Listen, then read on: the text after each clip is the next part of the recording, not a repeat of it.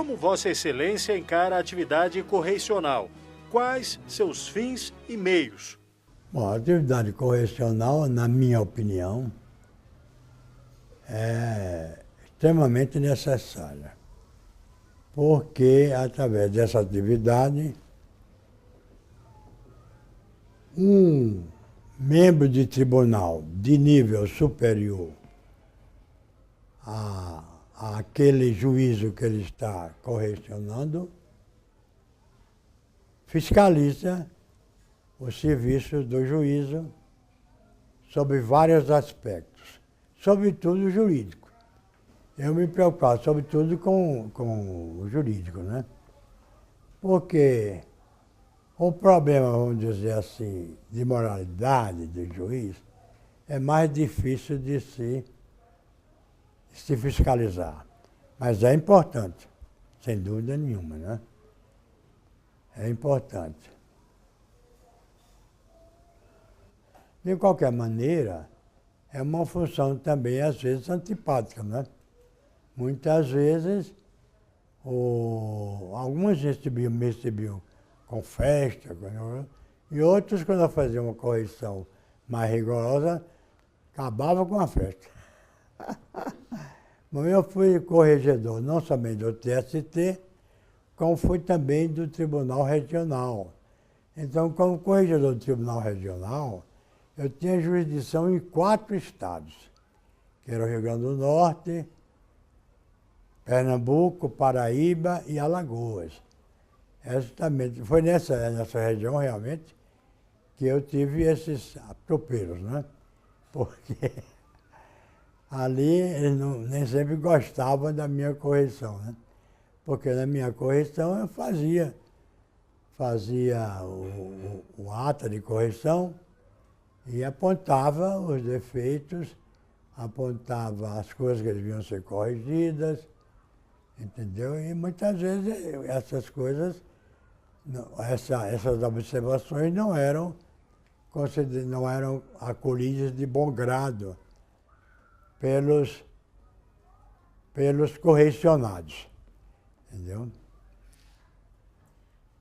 Mas isso é da função, né? A função de corregedor realmente é a função de corrigir. E quem corrige desagrada quem é corrigido. Sobretudo quando aquele que é corrigido não faz direito o seu papel, não é? Qual a metodologia adotada por Vossa Excelência para realizar a correição geral nos tribunais trabalhistas e resolver as correições parciais que lhe foram apresentadas? Bom, correção parcial eu só recebi assim esporadicamente, né? A correção geral era periódica, era anual. Todo ano tem que fazer correção em uma determinada região dentro do âmbito da jurisdição do tribunal da qual eu fazia parte, do qual ele era corregedor. Por exemplo, aqui em Brasília, como corregedor geral, eu fazia correção em todos os estados da federação, do Rio Grande do Sul até o Amazonas. E eu tinha um modelo, realmente, tinha um modelo que seguia sempre esse modelo de correção. Era um padronizado, né?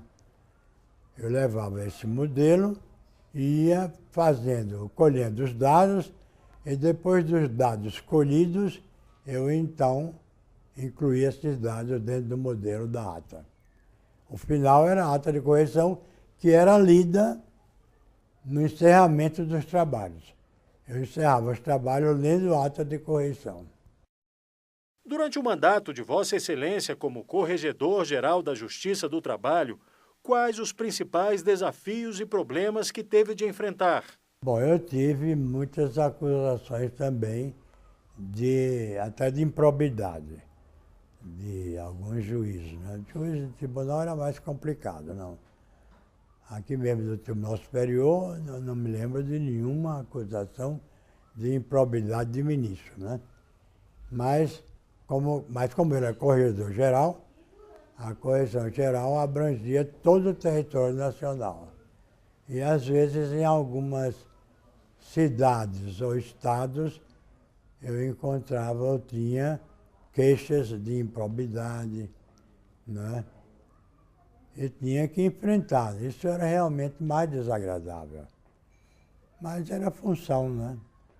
Eu procurava saber, colher os dados sobre isso, e depois de colher os dados, eu incluía na ata de correção.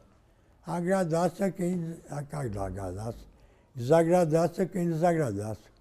Essa é a função de quem corrige, né? Ao fazer um balanço do período em que esteve à frente da Corregedoria Geral da Justiça do Trabalho, quais pontos e aspectos destacaria? Bom, eu gostava muito de viajar, né? De modo que eu ia para esses estados e gostava muito. É interessante para mim visitar o Rio Grande do Sul, depois Santa Catarina, depois o Paraná, depois Goiás, né? Depois Mato Grosso, eu fui até Mato Grosso, São Paulo, né? Que era ainda, continua a ser, o estado de maior número de processos, né? Penso que atualmente o tribunal tem um grande número de processos de São Paulo. Eu penso que é o que fornece mais processos para lá, né? Rio de Janeiro também, né? Rio de Janeiro é uma cidade bonita, né? Então sob esse aspecto era uma correção muito interessante. Mas também tinha problemas, e tinha muitos problemas lá no Rio de Janeiro, entendeu? Tinha, naquela época, atualmente eu não sei. O que, no entender de Vossa Excelência, poderia ser feito para melhorar as relações trabalhistas no Brasil e o desempenho da Justiça do Trabalho? Bom, as relações trabalhistas no Brasil, atualmente, dependem, sobretudo, dos juízes, né? Juízes regionais e do juízo das varas, né? Isso é a justiça, né? Agora, as relações trabalhistas dependem também dos sindicatos, né? Que os sindicatos contribuem com suas convenções coletivas para o desenvolvimento das relações trabalhistas. Na verdade, eles impulsionam a legislação trabalhista. Atualmente, a legislação trabalhista é mais aquela criada através das convenções coletivas do que através da legislação. A legislação anda mais devagar, né? As convenções coletivas andam mais depressa. A rigor, a convenção coletiva geralmente tem duração de 1 ano só. Então, quase todo ano os sindicatos estão mudando as suas convenções. E nessas suas convenções eles disciplinam o trabalho na zona de sua jurisdição.